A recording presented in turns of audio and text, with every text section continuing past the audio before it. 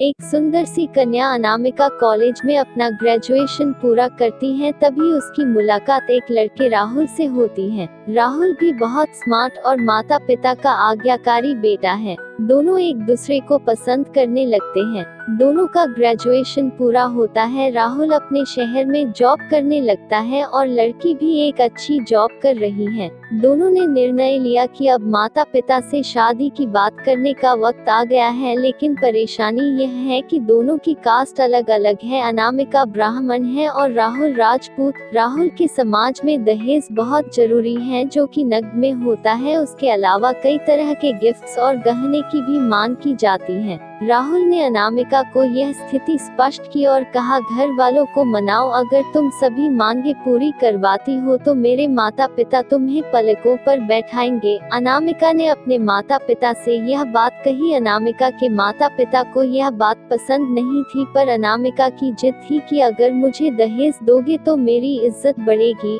अनामिका के माता पिता सक्षम भी थे, बिना मांगे भी अनामिका को बहुत कुछ दे सकते थे, पर उन्हें इस तरह दहेज की मांग करने वाले लोग पसंद नहीं आ रहे थे। लेकिन माता पिता अनामिका की खुशी चाहते थे। उन्हें यह डर था कि कहीं उनकी बेटी ये ना सोचे कि वे अपनी बेटी को कुछ देना नहीं चाहते, इसलिए उन्होंने सभी शर्तें मानी।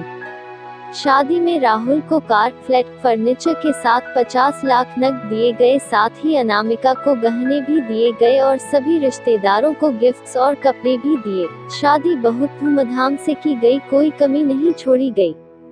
अनामिका को मन ही मन यह गुमान था कि कास्ट अलग होने के बावजूद माता पिता ने उसकी शादी ससुराल के हिसाब से की। अनामिका को विश्वास था कि उसे बेटी बनाकर रखा जाएगा, उसे वही प्यार दिया जाएगा जो उसके माता पिता ने दिया, क्योंकि उसने अपने ससुराल का मान रखा है। अनामिका ने अपने घर से ससुराल विदा ली। ब्राह्मण कन्या राजपूत घर की बहू बनी। ससुराल में बहुत ज्यादा पर्दा प्रथा थी। बहू को मनचाहा खाने तक की स्वतंत्रता नहीं थी। कितनी भी भूख क्यों ना हो, घर की बहू सबके खाने के बाद ही खाएगी। यहाँ तक कि उसे घर के पुरुषों के सामने बैठने तक की इजाजत नहीं थी। अनामिका ने इस बात पर एतराज दिखाया, पर उसकी किसी ने ना सुनी। राहुल ने भी यह बोलकर मुंह फेर लिया कि यह तो परंपरा है। अनामिका को जो गुमान था वो धरा के धरा रह गया। उसे अपने माता पिता की बात याद आई। जब उन्होंने समझाया था तो वह उनसे बहुत लड़ी थी। उसने ससुराल में बात करने का फैसला किया। अनामिका ने अपने सास, ससुर और पति से बात की, लेकिन उन्होंने नहीं सुनी और उसे बहुत बेरहमी से पिटा गया। अनामिका ने कभी ऐसा व्यवहार नहीं देखा था। उसे जिस लाए हुए दहेज पर घमंड था वह चूर चूर हो गया था। अनामिका को माता पिता से बात करने भी शर्म महसूस हो रही थी और इसी कश्मकश में एक दिन अनामिका ने अपने आप को खत्म कर दिया।